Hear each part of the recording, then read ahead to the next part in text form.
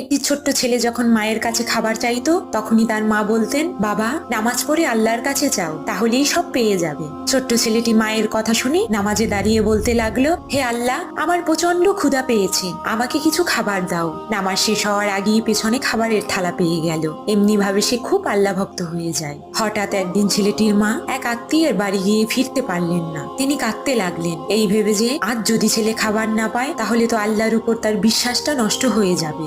এতদিন তো মাই তার ছেলের পিছনে খাবার রাখতো, কিন্তু আজ কি হবে? পরদিন খুব সকালে মা বাড়িতে এসে ছেলেকে জিজ্ঞেস করলেন, তুমি কি গতকাল খাবার পেয়েছো বাবা? ছেলেটি বলল, হ্যাঁ মা, খেয়েছি। মা অবাক হয়ে জিজ্ঞেস করলেন, কিন্তু কিভাবে? ছেলেটি বলল, কেন মা, এতদিন যেভাবে খেয়েছি বরং গতকাল সবচাইতে সুস্বাদু খাবার খেয়েছি। নামাজ শেষ করার আগেই খাবারের সুঘ্রাণ আমার নাকে আসে, তখনই বুঝতে পারি আমার খাবার এসে গেছে। ছেলেটির মুখে এই কথা শুনে মা সাথে সাথে নামাজে দাঁড়িয়ে আল্লাহর কাছে শুকরিয়া আদায় করল।